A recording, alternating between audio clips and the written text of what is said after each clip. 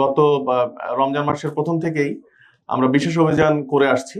তো তারই ধারাবাহিকতায় আমরা তেজগাঁ থানার তেজগাঁ বিভাগের 6টি থানাতেই আমরা এই অভিযানটি পরিচালনা করে আসছি। তো আমাদের তেজগাঁ থানার টিম গত 9 তারিখ রাতে তারা বিশেষ অভিযানের প্রস্তুতিকালে গোপন সংবাদের ভিত্তিতে জানতে পারে যে মণিপুরি পাড়ার একটি জায়গায়, রাত তখন 1:45 বাজে, যে মণিপুরি পাড়ার একটি জায়গায় এইরকম যে মানবদেহের কঙ্কাল, যেটি অবৈধভাবে যেটি কবর থেকে উত্তোলন করা হয়েছে এবং সেটিকে প্রসেস করে বিক্রির চেষ্টা করা হচ্ছে মণিপুরি পাড়ার একটি জায়গায়। এটি জানা মাত্রই আমার তেজগাঁর ওসি আমার সঙ্গে এটি নিয়ে আলোচনা করে। তো তৎপরবর্তীতে আমি একটি চৌকস টিম সেখানে পাঠাই। পাঠানোর পরে সেখানে একজন ব্যক্তির সন্দেহজনক মুভমেন্ট আমাদের পরিলক্ষিত হয়। তারপর সেই ব্যক্তিকে যখন পুলিশ চ্যালেঞ্জ করার পরে দেখা যায় যে আসলেই তার কাছে আমরা একটি কঙ্কাল ফুল বডি পাই, একটি মানব কঙ্কালের ফুল বডি পাই। পরবর্তীতে তাকে আমরা জিজ্ঞাসাবাদ করি, পুলিশ আটক করার পরে জিজ্ঞাসাবাদ শুরু করি। জিজ্ঞাসাবাদ করলে তিনি প্রাথমিকভাবে আমাদেরকে বলেন যে হ্যাঁ, উনি এই সিন্ডিকেটের সঙ্গে আছেন এবং আরো তার সঙ্গে অনেকে রয়েছে। তো তাৎক্ষণিক ওনার সঙ্গে আমরা কথাবার্তা বলার এক পর্যায়ে উনি বলেন যে আরো 2 জন আমাদের তেজগাঁ কলেজের সামনে অবস্থান করছে এই মানব কঙ্কাল সহ। তো আমরা আরেকটি টিমকে ওখানে পাঠাই। তাৎক্ষণিক গিয়ে ওখানে আরো 2 জনকে আমরা পাই।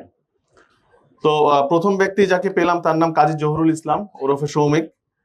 উনি একজন স্টুডেন্ট, স্যাপোরা ডেন্টাল কলেজ অ্যান্ড হসপিটাল সেখানকার স্টুডেন্ট। আর এরপরে যে 2 জনকে পাই ওনারা স্টুডেন্ট না।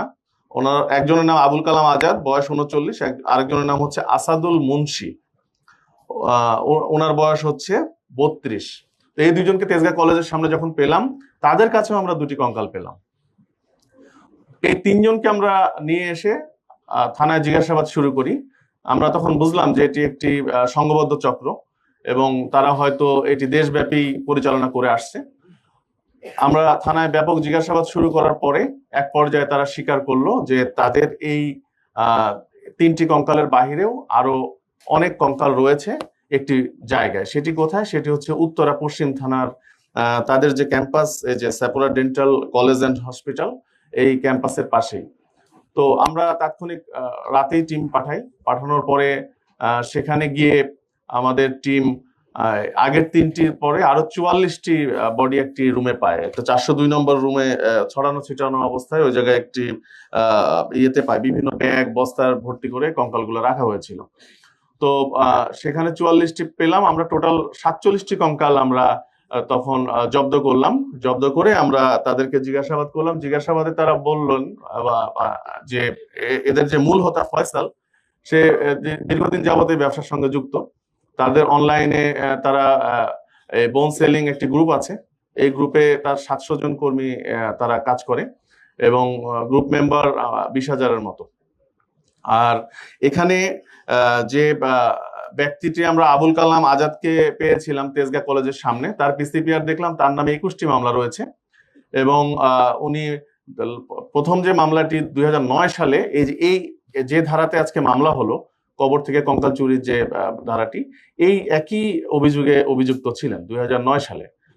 তার মানে এখন পর্যন্ত তার নামে আমরা টোটাল 21টি মামলা পেয়েছি এই কঙ্কাল চুরি সংক্রান্ত, ডাকাতির প্রস্তুতি, মাদক সহ আরো অন্যান্য ধারায়। আর তার যে সঙ্গী যাকে আসাদুলকে আমরা পেয়েছিলাম তেজগাঁ কলেজের সময়, তার নামে আমরা 2টি মামলা পেয়েছি, ডাকাতির প্রস্তুতি এবং চুরি।